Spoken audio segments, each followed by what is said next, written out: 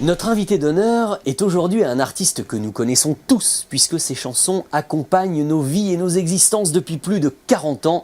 Je veux parler de Michel Fugain. Et puisque Michel sort actuellement un nouvel album absolument enthousiasmant, j'en ai profité pour lui poser quelques questions essentielles sur sa passion pour la vitesse, l'automobile, les loisirs, etc. Question à Michel Fugain.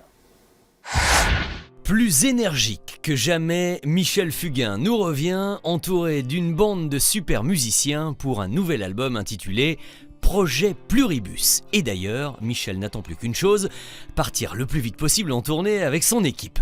Mais saviez-vous que notre homme est un véritable fou de bagnole? Alors, première question mon cher Michel, parle-nous un peu de la voiture de ton enfance. Incontestablement, d'abord la 947 FT38, c'était une Dauphine qui était réservée à ma maman. À partir du moment où j'ai eu mon permis, elle ne l'a plus vue.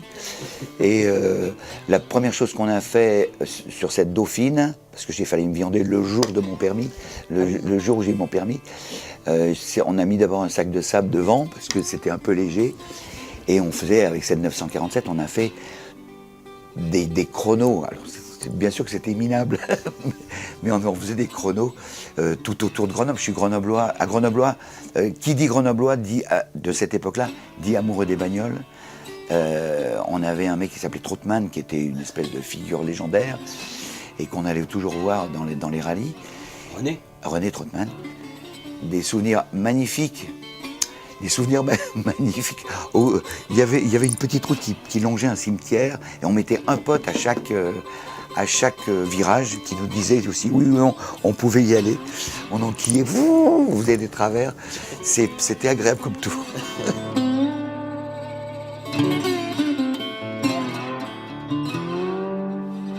Un jour, je reçois un coup de téléphone de mon père au mois de mai, le 10 ou le 11, et il dit demain, tu vas aller à tel endroit, il y a quelque chose qui t'attend.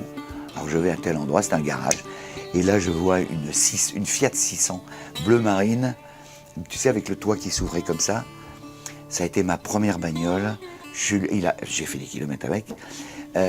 Ma première bagnole, mais c'est surtout que là, j'ai découvert Paris. Il faisait beau, j'ai tiré le toit ouvrant. Et je me souviens, mes premières images, vraiment, c'était rue de Rivoli. Je voyais la rue de Rivoli sous le soleil, avec le Tuileries à gauche. J'ai dit, waouh! Mais que c'est beau cette ville.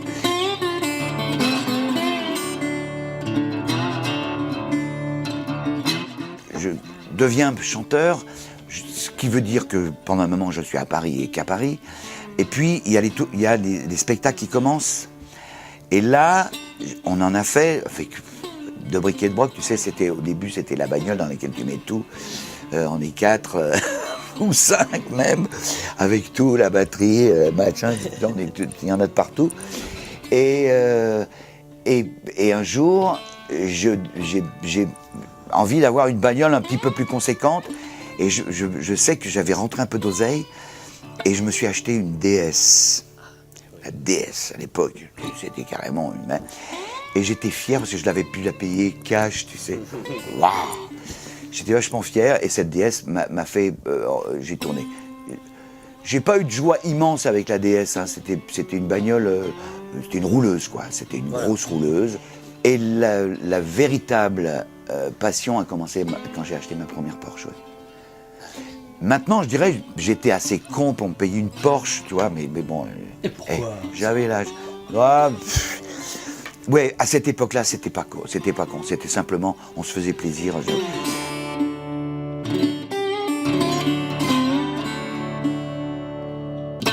J'ai toujours aimé les bagnoles, j'ai toujours aimé aller vite. Et puis un jour, Moustache m'a proposé de rentrer dans la Star Racing Team, que tu connais très bien. Et là, on nous offrait plein de choses. Hein, on était sur les circuits, on nous offrait des séjours dans les cours de conduite. Et là, j'ai réalisé qu'en fait, je ne savais pas conduire. Et pourtant, j'enquillais et j'avais pas trop risqué ma vie. Mais c'est là où j'ai réalisé que je savais pas conduire, je savais pas l'essentiel, je savais pas faire un transfert de masse, que je passais à l'intuition. Le talon pointe, je savais. Ah ouais, il y a beaucoup d'enquilleurs à Grenoble, il y avait beaucoup. C'était un truc, quoi. Il y avait réunion des bagnoles, tu sais, quand on avait des bagnoles, puis on partait, on se tirait des bourres. Mais le Star Racing Team, c'était en plus une réunion de potes. ah oui, Il y avait qui avec qui est-ce que tu voulais je sais pas, on était tellement. Il y avait Julienne. mais Julienne, c'était notre, c'était le chef de file. Il était tellement fort, il faisait ce qu'il voulait avec sa bagnole. Jean-Luc Trintignant, il y avait Jean-Luc Trintignant, il y avait Guy Marchand, il y avait Philippe Laville. Ouais, c'était très amusant, mais ça c'était vraiment, c'était du gâteau, quoi. C'était une récompense.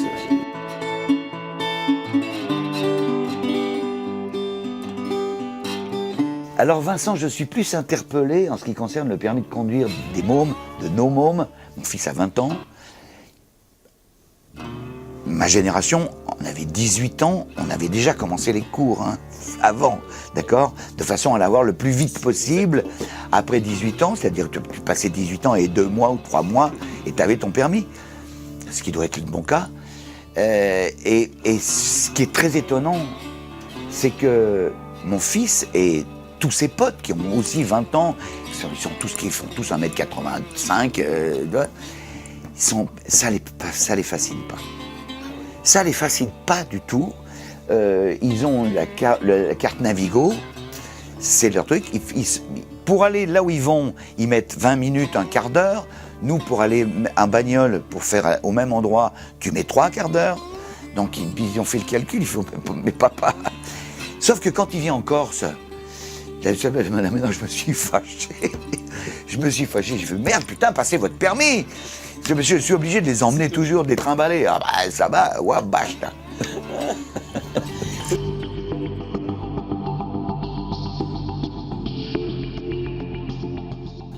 On nous a un peu coupé les burnes, quoi. On nous a un peu éburnés, hein, un peu écouillés avec les interdictions, avec les radars et surtout cette rouerie des pouvoirs publics qui se traduit, je sais pas qui est le crétin, ou le mec qui doit mettre des panneaux sur des autoroutes. D'ailleurs, tu as un endroit où tu es ça à 130, puis d'un seul coup ça se met à 110, tu sais pas pourquoi. Et si t'as pas vu le panneau, tu y es de 2 points, quoi. Il y a un endroit, par exemple, sur l'autoroute du Sud, celui-là j'ai fait attention parce que je me suis fait gauler. Tu es à 130, puis et dans la descente, ils t'avertissent, il y a un panneau de radar, ils t'avertissent. Je me cale à 130, là j'en prends un dans la gueule, c'était 110. Entre-temps, c'est passé à 110. Je suis incapable de savoir pourquoi. Ouais. Je suis incapable de savoir pourquoi. Je crois que j'ai la réponse, parce que ça rapporte.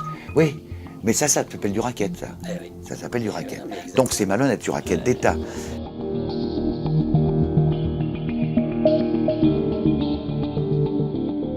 Philippe Monneret m'a décrété essayeur officiel de 125.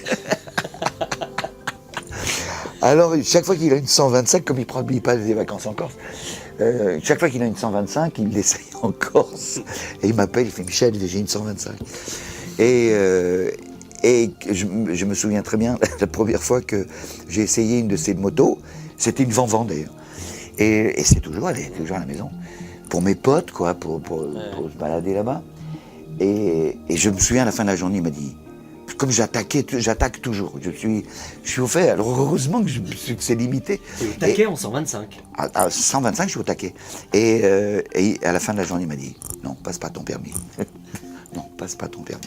Parce que effectivement, j'ai bien peur d'être au taquet aussi avec un gros cube, un plus gros cube, quoi. Tu vois, c'est.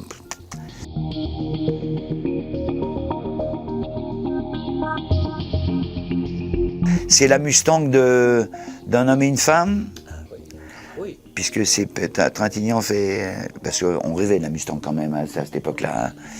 Des fois j'en rêve encore parce que je la trouve très très belle. Je trouve cette bagnole encore archi belle. Ouais, c'est la bagnole qui me resterait. Après, ou alors hors cinéma, la Porsche de James Dean. Le Spider. Hein. Le Spider qui nous faisait rêver. Non, il y a des bagnoles qui m'ont fait rêver.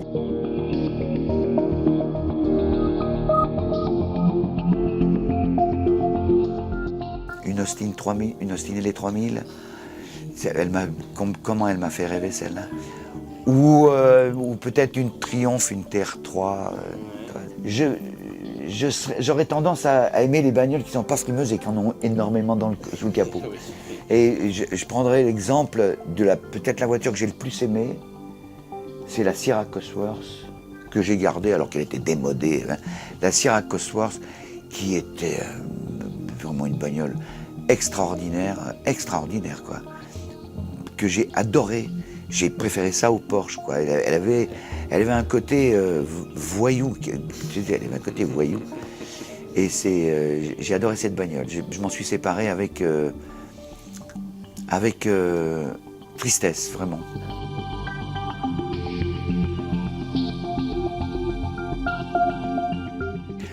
J'ai une Mini Cooper S. Bah oui. Ouais. Bah ouais. Écoute, je peux me payer une Mini Cooper S, alors je le fais. Mini Cooper S, un kart. C'est un kart, hein. Peut-être moins que la Mini d'avant, mais c'est un kart, ça tient par terre, c'est vif, pour la ville c'est parfait, ça tient pas de place. J'ai plus envie d'une grosse voiture à Paris, non, ça rend fou.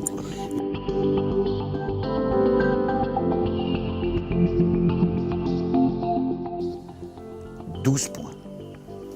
Ah, monsieur, vous en êtes un autre. J'ai 12 points, j'en ai récupéré un que j'avais perdu en Corse. Il m'est arrivé d'en avoir un peu moins, hein. Mais le dernier, je l'ai perdu en Corse avec un radar mobile. Malhonnête, planqué de nuit, tu vois. Tac. Donc, et puis au bout de 6 mois, je l'ai récupéré. Non, j'ai 12 points.